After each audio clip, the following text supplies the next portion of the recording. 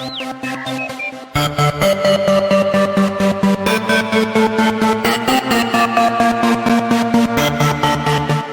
Nerd Academy podcast is released weekly at 12 p.m. Eastern Standard Time, available on our website at www.thenerdacademypodcast.com and wherever you listen to podcasts. You can find the Nerd Academy podcast on Facebook, Twitter, Instagram, and YouTube. You can also help support the show by going to patreon.com/The Nerd Academy podcast, where every donation allows us to bring you more exciting content every week.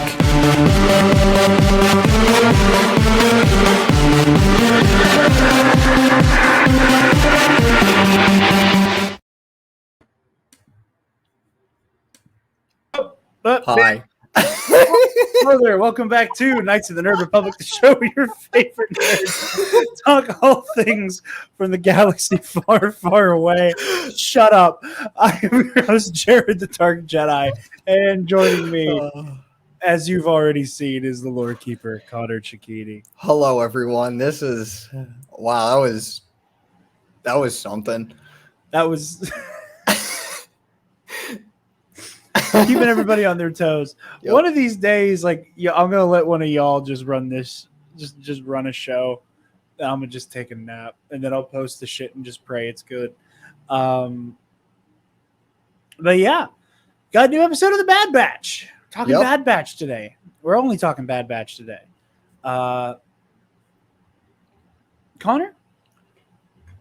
this was a top 3 episode.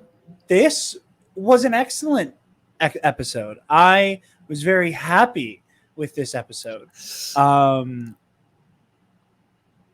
I big fan. I'm just this episode was great.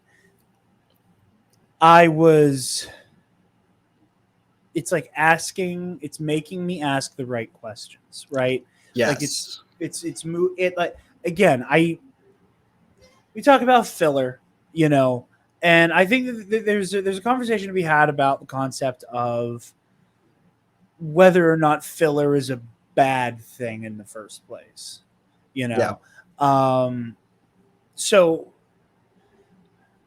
a conversation that could be had at a later date, a conversation that will probably be had whenever we do our season review, in a few weeks here, once Bad Batch is wrapped up. That said, I really don't. Okay.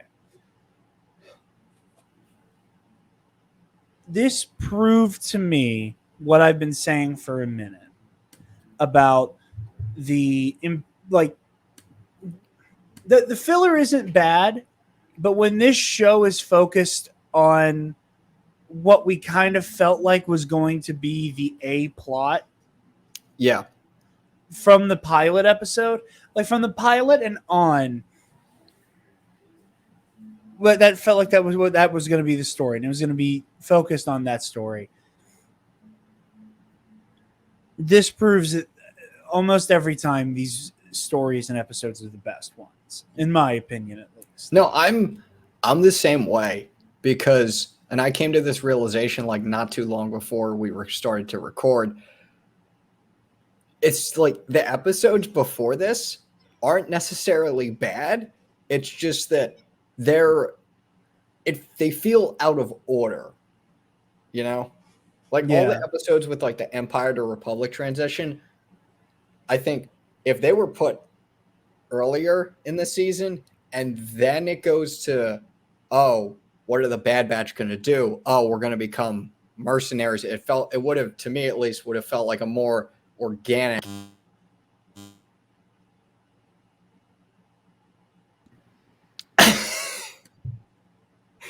Okay, that was weird. That was a fun noise. That was a really fun noise. That was weird. Wait, there was a noise? Okay, it just... Yeah, it very briefly went, A more organic through line. Yeah.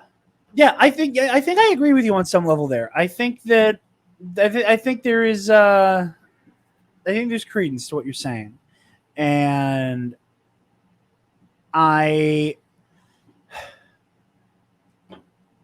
it's not everything. Not every episode can be a massive driving force to the next chapter in this story. Yep. You know, whatever. We can have conversations all day. You know, it's the same discourse that happens with every Star Wars show that has come out. You know, Clone Wars, people were complaining about the Bad Batch. People were complaining about the Martez sisters. You know, while the season 2 of The Mandalorian was happening. Oh, Frog Lady 2-parter. What the shit, you know? Yeah. Oh, all these cameos. Just yeah, I mean, the cameos is another thing. The cameos, I think, is a symptom of the Star Wars memberberry nonsense. That just Star Wars is incapable of going 30 seconds without, like, hey, you remember this guy, right? Yeah. Dave Filoni in particular, especially with his own characters that he's created, which, you know, and just his own corner. Yeah.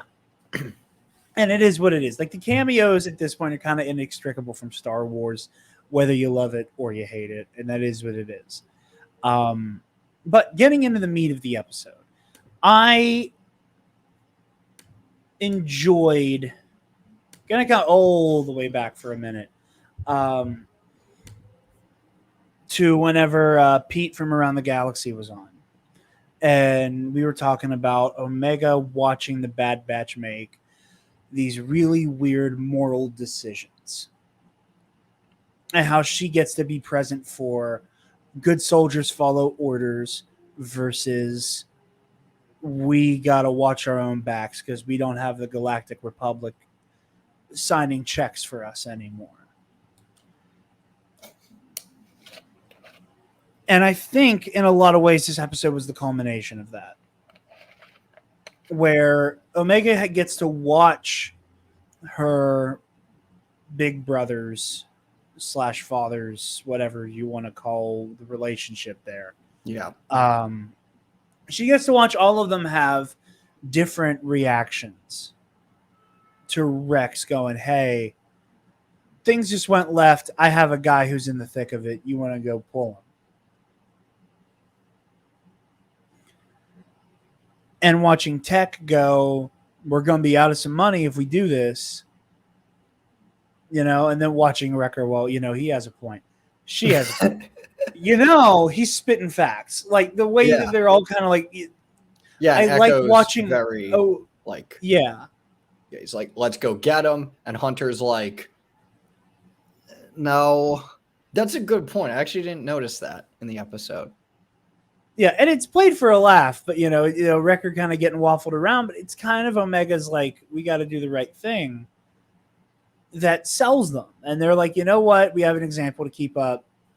And in as many ways as she's following their example, they're following hers as well. And I think that's important for this kind of story. And the beauty to it as well. So I like that a lot. I like that we're kind of getting payoff on that thread narratively, that they are starting to arrive at moral conclusions based around the work that they're doing. I enjoyed this setting. This compound, this facility felt like it felt like the Imperial installation on Kashyyyk in Fallen Order. Yeah, you know, design wise, you know, I like that kind of, you know, it's a big base and it's a hole in the ground. Yep. Type look. It's really cool. It's cool looking. There's a good chance it ends up in the Versus series next season as an arena. Just because that's, you know, it's ginormous. It would fit. It would fit, and if you do it on top of like the quote unquote hangar pit, that makes for a fun someone getting knocked in a hole and that ending the fight type scenario. Because you know, Spencer and I love to make it impossible for there to be a fair fight sometimes. That's why our Versus series is unique. We create the opportunity for, just by sheer luck, the other guy lose because it's a bad arena for them. It happened half of the fights last season. This season hasn't been that many where it's like the arena completely dictates who wins and who loses. Well, I don't think we've had any really where it's like completely determined by the arena. Last season, half of them, but it's okay. Sidebar there. But I will also say, I am in love with this Phase 1 Stormtrooper armor or prototype armor. Yep. Whatever it's going to be called on an action figure, whatever name it's permanently given, I like it. Obviously, very McQuarrie. Yes. But, like, I don't know. There's something about it that... And, Star Wars has this issue with the prequel era stuff where just by virtue of the evolution of design, a lot of prequel era stuff looks more advanced than the original trilogy. And then the sequel trilogy kind of brings it all around, and like there's a lot of sequel stuff that looks more advanced than the prequels, which it should be. And then there's stuff that just looks even grungier than the OT, but it's Star Wars, who cares? Yeah. But the Phase 1 Stormtrooper armor gave me that, like, this, it's just over designed enough that it looks slightly more advanced than the Stormtrooper armor. And again, not a complaint, not going to throw a hissy fit about it. I think it's a great look. And like, this is an action figure or a Funko Pop or a skin in the next Battlefront that I will be buying. Yep. Like, I know the point is to sell me a toy. And you succeeded. I want that toy. Thank you, Lucasfilm Animation. Yeah. Again. Yeah.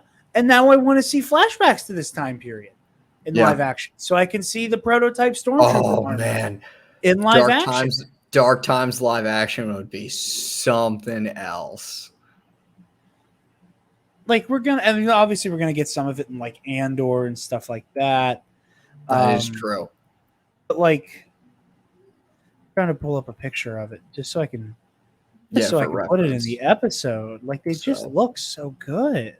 It really does, and it's just that nice design cross between what we know what the Stormtroopers are going to look like, and to me at least, unless I'm remembering wrong, it kind of reminds me of the Phase 1 Clone Trooper. I see a little bit of that. Here, I'm going to put it in the overlays in here. But I can't see what I'm looking at because it's too far away. Technical difficulties here, folks. It's not technical difficulties. I just can't see what I'm doing. It's not that bad. We'll be fine. Screw it. I'm just going to screen share it. But no, yeah, I think it's just such a cool, sleek look. Like there's a really sleek. Like there's something like really, like I like the faces on it. Like the eyes are more rectangular and the mouth part is less pronounced. Right? And it feels like the front part's a little thicker. And I don't know. It's just something really cool. And also because we're Star Wars fans and everything is like a weird endless cycle of like when is and who, how, when, why, how, where, when. This is another hint towards when the, for lack of a better term, post-credit scene at the end of Clone Wars takes place. Because we've gotten, by the time we see that, they're fully in Imperial armor. This is true. Ooh, that is a good point, actually. So we're slowly getting some answers. We're moving, we're doing, we're getting ideas. And like another another really big reason this is a top 3 episode is for me is because it shows the Republic to Empire transition. Yeah. Like I said on Twitter, any episode that shows that is a really solid episode to me. And that shows it here, not only in the armor, but this was a really subtle one to me, was how when Tech, I almost said Echo, Tech was trying to use a clone code to bypass a door or one of the security systems, it wouldn't work. And so just that's another instance of the Republic transitioning into the Empire, is that even the codes aren't in use anymore. They're obsolete. Yeah. And I'm trying to find it and I can't. Oh well. If the knowledge of this podcast existence makes its way to said creator, claim it and link it and all the things. I saw this really interesting TikTok with regards to the Vader scene in Clone Wars. And I don't necessarily know that I want this to be the outcome, but it was a very interesting idea that it was they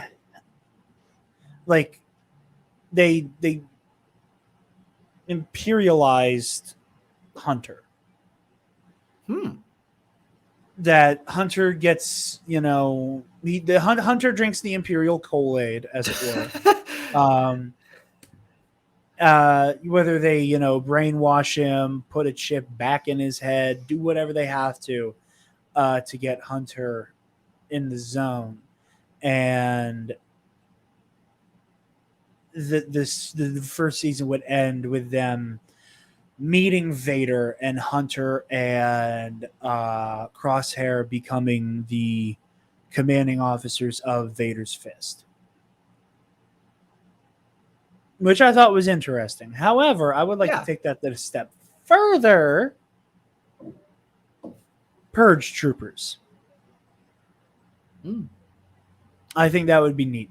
If we're going in the direction of like Crosshair does not get out of this, which boy howdy would that be sad. Yeah. I'm expecting it too, but yeah. Yeah. Or Hunter rather to not get out of this. Crosshair, I'm not holding my breath for survival. This is Star Wars. If you step on somebody's foot and then turn around and apologize to them, you are probably going to die. There is no forgiveness, no redemption in Star Wars without some form of blood being spilled. Yep. But Hunter, you were saying, I meant to say I don't expect Hunter to get brainwashed or be lost to the group. We're in the crazy timeline where that actually comes to pass, that it lasts more than half of season 2, assuming we get a season 2. I feel like we will, but again, not guaranteed. Nothing is guaranteed. Nothing is. It feels like we are. I would bet that we are. But yeah, I think that would be an interesting outcome. Jumping back to the actual episode itself, beyond theorizing, also enjoying seeing the commandos. I like the idea that they're being used to train up the new guard. That was really cool. That was really neat.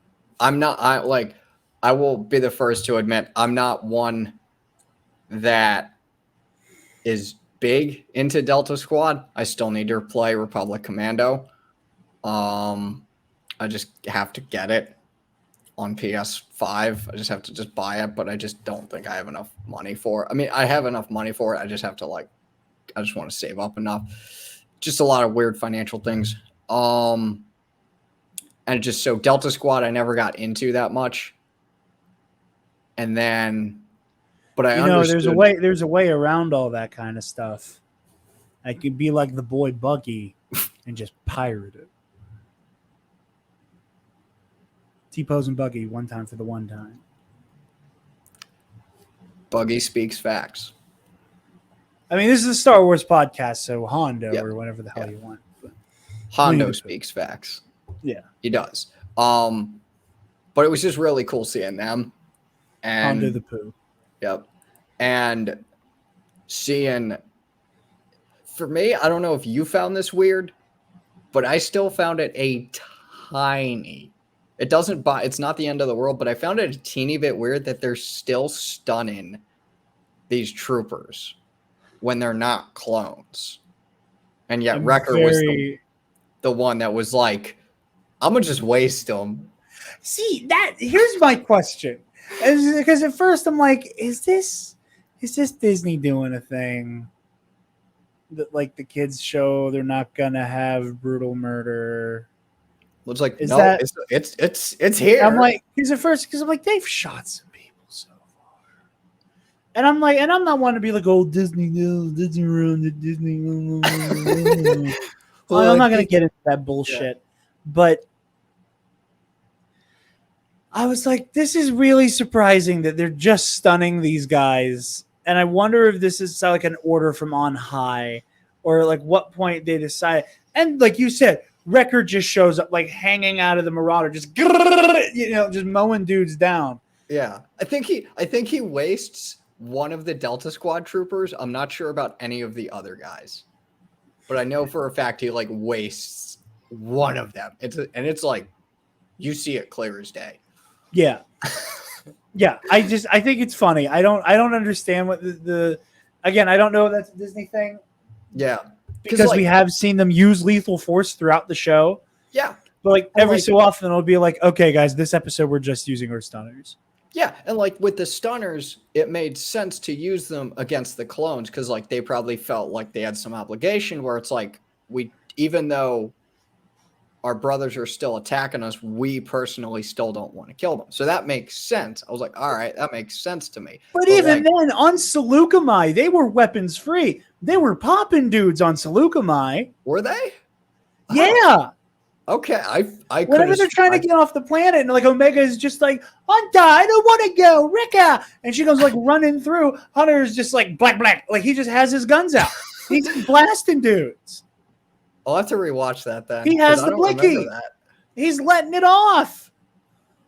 Oh, interesting. I don't get this inconsistency. Yeah, it's not anything that'll destroy the show for me. It's just really weird. So I don't know. I'm just as confused as you are by it. Yeah. As a creative decision, I'm just like, are we again? Because it's like really weirdly inconsistent when they're using lethal force. Yeah. Oh, and I'm glad we're talking about it because I am also like perturbed and confused by it. It's not going to affect the letter grade I give the show at the end of the season, but by no means does it quite check out with me logically. Yeah. Also, Gonky. Like, okay, I gotta say, I didn't realize Gonk droids could do that. I'm gonna be dead honest with you. Did you know before this episode like what the purpose of a Gonk droid is? Not really. It's a walking battery. Okay. The point of it is to just be like, hey, come here. And plug the shit in. Gotcha. I might have known at one point, but I just straight up forgot because like I'm pretty sure real world things are more important than knowing what a Gonk droid does. Somebody I know's birthday got replaced by the function of a Gonk droid in my brain. Like, I know that Gonk droid's purpose. I miss somebody's birthday because of it. Like, somewhere in here, one of those won that chicken fight. That's how we are as Star Wars fans. I do the same thing. As it's meant. Shit. As it's meant to be. Apologies. Jared's had a long day, everybody. Jared's had a long week. And I'm tired. Fair enough. Also, I mean, we talk about this every episode, but just the animation in this episode particularly,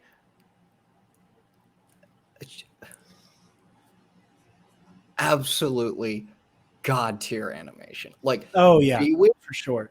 Like, I saw V-Wings in this animation and I was floored. And like, there's that one shot where it's like just literally it looks like a photo of like a forest in Colorado. Right? And it's like, it's basically live action. Yeah. 100%. 100%. Absolutely insane. Like, I don't know how Lucasfilm Animation does it, but like, I'm Mouse so money. excited. Say that again. Mouse money. That is true. They I'm have really a lot excited. of the mouse money. A lot of the mouse. That's the one good thing Disney has done for Star Wars. The one good thing. Where was I going with this? Conor, that's a surprising take from you. Well, I mean, because Lucasfilm's more in charge of all the creative stuff. So. Oh, I just okay. Yeah. I didn't know what you were getting at with that one. I was like, that was a really out of left field. Like, no. Don't no. I didn't drink the TFM Kool-Aid. I know you didn't. That's why I was so confused by what you meant. I was like, yeah, no, it's just, yeah, I don't know. I forget where I was going with this. You're just talking about how pretty it looks. Yeah. What the hell is going on with the Kaminoans? And did Lamassu get murdered? Dude, okay. Because the doors close. And when those doors closed, I was ready to hear the like muffled like I know thud. You know, like I was waiting to just hear it. That they weren't going to show us this man getting whacked by firing squad in his office. But then the doors close, they linger, and then Star wipes. Yep. And then we wipe back to the batch trying to extract Gregor. Yeah. Ooh, what do you think is happening there? Because I'm going to be honest, and I don't want to make it sound like the theories we've come up with and the idea of the clone rebellion that we have been pitching for a while is necessarily the only way to end the first season. It might be the way they try to end the show. Who knows? There's a lot of different things going on. Just because we didn't predict it doesn't mean it's not good. Yep. All of that said, I do not think we have enough time left in this season to brew that outcome. Nope. We have 2 episodes left. Yep. There's 2 episodes left. No way they can do that. Like, unless, I mean, okay, even if the next episode, most like half of it was Camino and then the other half was Crosshair and Hunter, whatever they're gonna do. I don't think there would be enough good I can't talk today. Enough efficient setup for a clone rebellion. Like, again, they could end the show with that, which I think would be really cool. Or they could like I don't know. But or do something our dumbasses didn't cook up. Yep. You know, all of that's on the table. What I think is interesting, and what I am going to hazard a guess is happening, is the next episode is going to be a little bit of Hunter, a little bit of Monica, a little bit of Hunter being, tortured and like in Imperial custody, and the rest of it is going to be the Bad Batch rallying the troops. And it is going to be Sid calling in a couple favors. Maybe that suspiciously handsome Zabrak, Roland Durant, or whatever his name was. Yeah, Durant. Roland. I think Moochie. it was Durant. It'd be funny if Moochie showed up. If they come in with Moochie, I'm gonna be happy, boy. But like calling in, people we've seen, maybe the Martez sisters, Rex. We're supposed to get Ahsoka allegedly. Cham. So like people kicking down the door, kind of like season 2 of The Mandalorian, where we have the whole, hey, we need to do some stuff before we try to face the Empire head on. And while I was slightly more excited for the Mandalorian version of the, okay, we're assembling our team, and we got 4 Mandos, ex-Rebellion special ops, maybe a Jedi, couple bounty hunters. We're rolling in. We're about to light this shit up.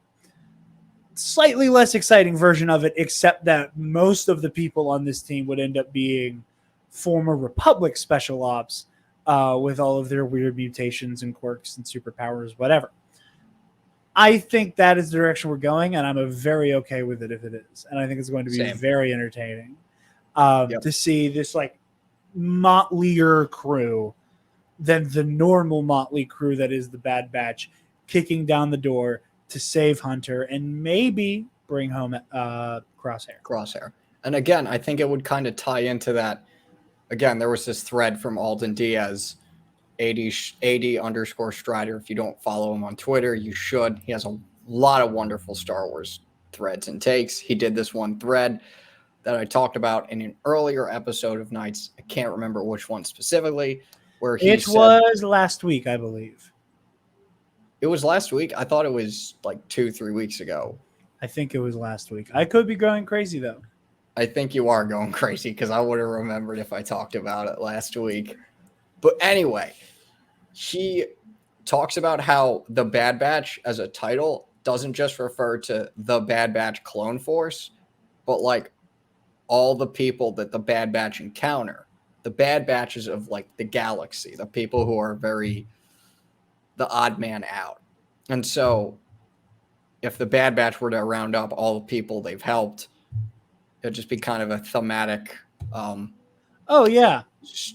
unification of that theme of that. I can't think of words today. Well, if that's what you're talking about, it was definitely a couple weeks ago. Of that theory of the title, if that were to happen, it would just be a very thematic unification of that theory. And I'm probably just parroting what Alden said. Hey, buddy, we'd love to have you on the show sometime. Yes, co-signed. We've talked about it. We just scheduling is never lined up. I feel that. I think this is the conclusion his thing reaches, is that like in the face of Imperial hegemony, the incredibly strange batch of clones teaming up with like the galaxy's rejects.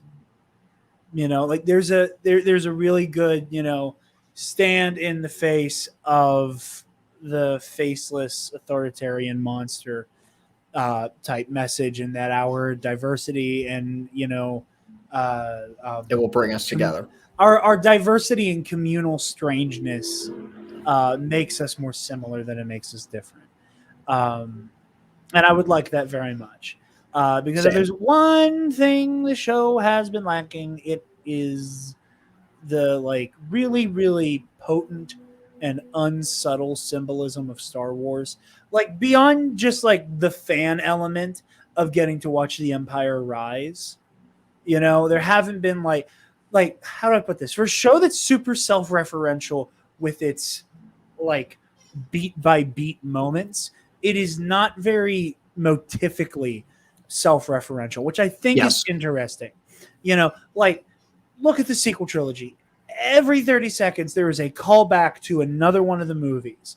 And and I don't say that as a pejorative, I don't say that as like, the bad kind of nostalgia that people like, and like, and to some degree I think are correct in putting on The Force Awakens, and correct on the bad part with The Rise of Skywalker, The Last Jedi.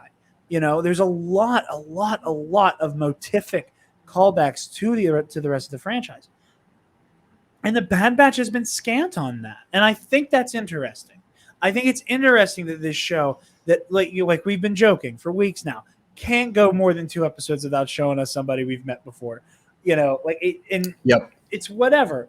But like it's really been like, hey guys, you remember Rex? When's the last time we heard like dun dun dun dun dun dun dun in this show? I don't think we've heard the Imperial March. And the funny thing is, Friday's episode showcased like some classic Star Wars themes. Yeah.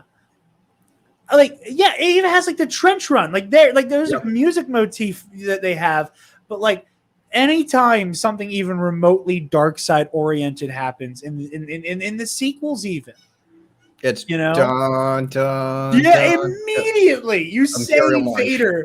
It's like you say Vader, and you just have this like whole army of woodwinds, just like holding their instruments with this vice grip, waiting for John Williams to give them the downbeat. Just you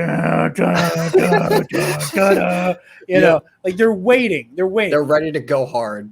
Yeah, you hear like that's what the sequels are. Here, like this is the first time we got music, like an iconic music callback. And I'm not necessarily saying it's a bad thing that it's taken this long. I just think it's funny that it has. Yeah. No, I get that. And anybody watching or listening, tweet at us, comment on the episode. Tell me if I'm wrong. I can't think of us ever hearing the Imperial March. There might have been like one use of it where they did like the solo thing, where they like put it in the minor key as like a good guy theme. Or in a major key, rather. It took it out of the minor key and put it into the major key to like make it a good guy theme.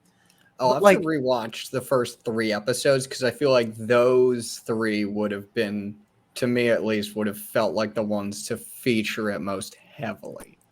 Yeah, like I think it's really funny that like the themes, like both like in terms of plot and music, yeah, like both have been pretty scant on those kinds of callbacks. It's been more focused on showing us characters. And I think it's interesting. And I think that this is going to be, say what you will about filler episodes, about the direction of the story, about the characters, whatever you want to say about it. I think that this is going to be a very interesting soiree into the storytelling of Star Wars. Because again, like thematically, look at The Mandalorian.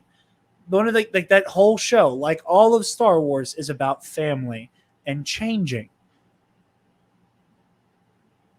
And yes, on some level, this show does have that, like, change and becoming someone else, and the way that the people you love around you change you to some degree, But there's like The Mandalorian. It feels more like something that's like, okay, here are these like classic Star Wars ideas on display.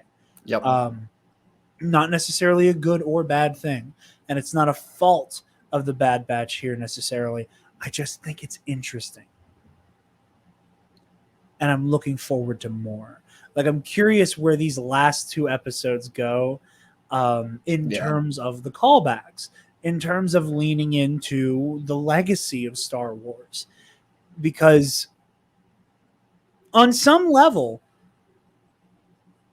I feel like the Bad Batch is the most Legends of some of the most Legends feeling story we felt.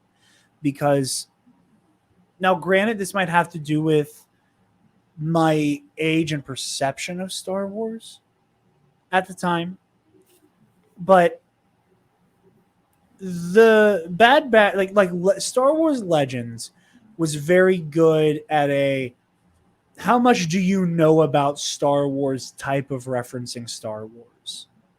Where it would be like, we're going to throw out a lot of jargon, a lot of planets. Like, we're just going to be speaking like the mumbo jumbo language of Star Wars. Yeah. We're going to be testing you while telling you a story. Kinda, yeah. Yeah.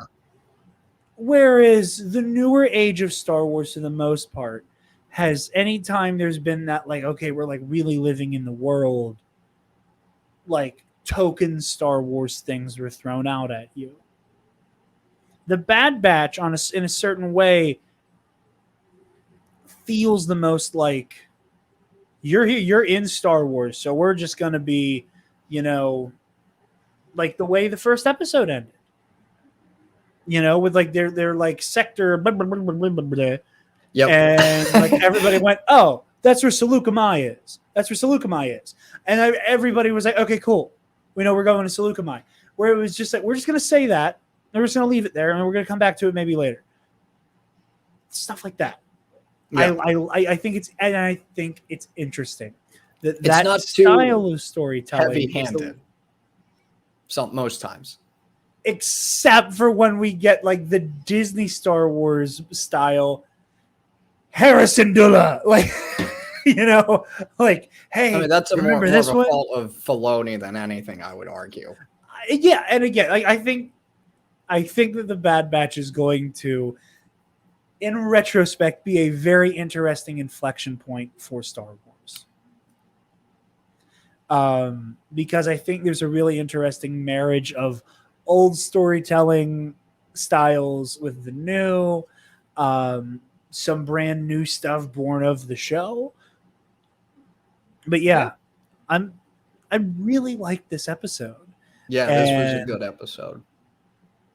It was very, like, I hate to sound, I don't want to sound like one of those people like, oh, it's what I've wanted all along, but like in a certain aspect, it's kind of what I wanted all along, and like throughout the whole show.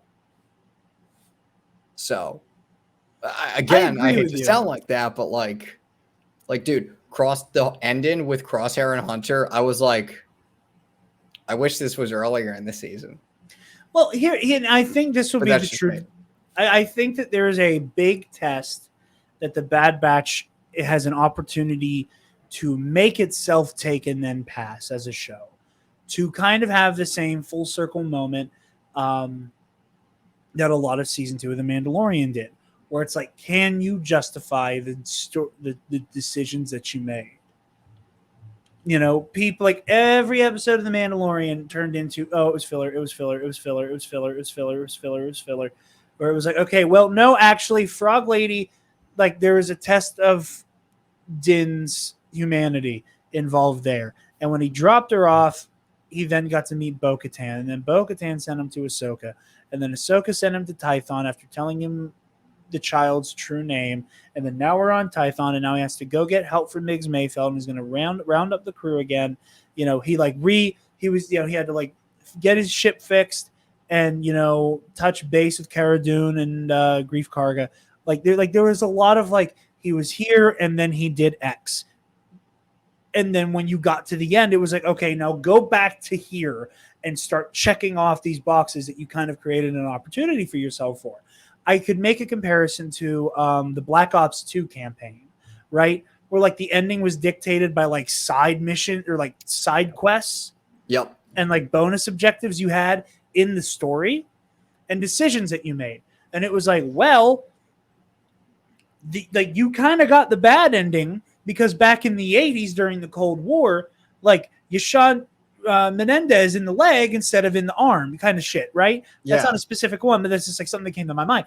So you end up with this trickle moments. Yeah, those little moments. Nexus events. Lovely way of putting it.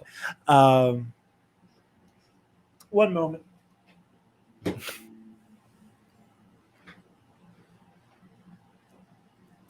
Grogu's been wearing the Loki crown.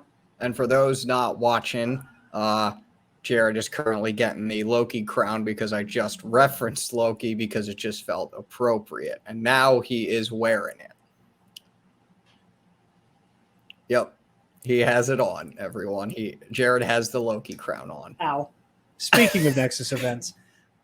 But it's just that type of, with Mandalorian, it was those little, like, oh, this feels like filler, and then, like, not to me, but to, like, you know, I'm just a general, I'm a general fan. Oh, this feels like filler, and then not really. It all pays off in the end, and just not the way you were expecting.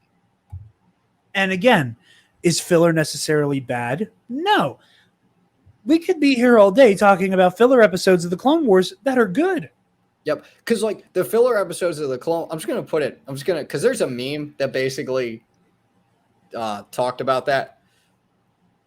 The real objective of the Clone Wars was to show the Clone Wars on a very galactic scale. So, like, these quote unquote filler episodes are actually pretty important in showcasing the more or less important people of the galaxy and how they're affected by that war. But that's all I just wanted to add. Well, I would go a step further to say that as much as, you know, we're using the term filler episode just because it's like the, like, agreed upon vernacular we're using for Clone Wars. Simply put, it's an anthology show. It was never meant to have like a through line beyond we're familiar with this war. We already know how it ends. We're just going to go through the middle part. But like you said, those Nexus events, like what decision Nexus event did the Bad Batch make? What happens now because of it? And I think these next 2 episodes can really justify a lot of earlier episodes. I think these next 2 episodes can really justify. Did we have to see the Rancor? How much does Sid matter to this narrative? Like, how what much are do we? Montez sisters matter? How much does? Yeah, just how do all these Bad Batches that the Bad Batch encountered? How do they come into play later on? Exactly. And I'm just gonna.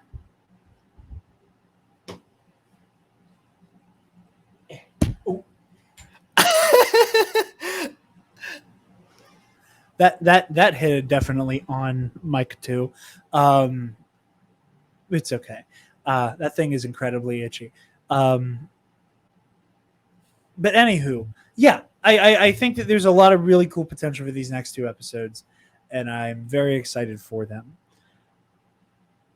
With that, I think that's all we have this week. Yep.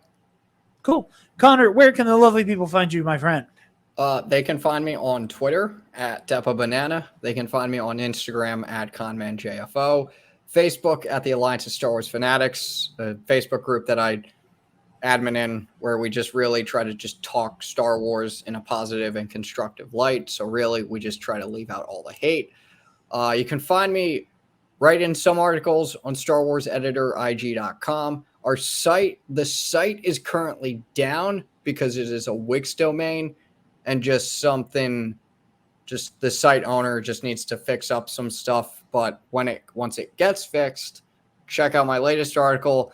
I interviewed the current story editor and writer of Bad Batch, Matt Miknovitz, on his work on Jedi Fallen Order. It was a wonderful opportunity, and I was very, very grateful for it.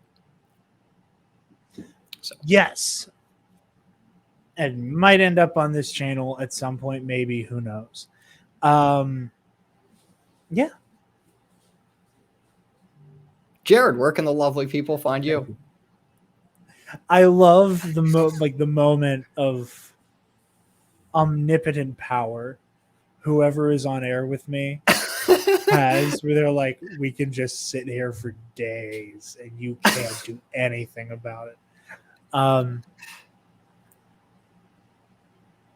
I just got lost in thought thinking of Travis. Like, that's horse for wear on campus life. You guys can find me on Twitter and Instagram at DarkJedi2552. And you can find the Nerd Academy podcast on Facebook, Twitter, Instagram, YouTube, and on our website, www.thenerdacademypodcast.com, where, if you're feeling generous, you can donate to our Patreon page. Speaking of our patrons, thank you to our $10 alumnus, Case and Brion, the Waffle Wizard, Delta 9, Zach Knaus, Michael Armburst, and the patron who you used to know as never going to give you up, never going to let you down, never going to run out of desert you, never going to make you cry, never going to say goodbye, has changed their name for the month. And I will say, this individual, whom I have confirmed the pronouns of he, him, he's good. He's damn good. Okay. Because, as I had said several times this week, or I'm like, I think this is, no. Okay. I figured out, technically speaking, this would be the last time I would do the Rickroll. But this individual had the wherewithal to go, I'm going to change my name on the day I know they record this. So they could be certain that new month, new name, as they had promised. So, Jarod, spelled Jerred, or no, maybe an A, but they deliberately spelled Jarod, not the way I spell it. The Light Sith, I'm going to say that again, Jarred, the Light Sith. That's good. I'm going to figure out who the hell you are.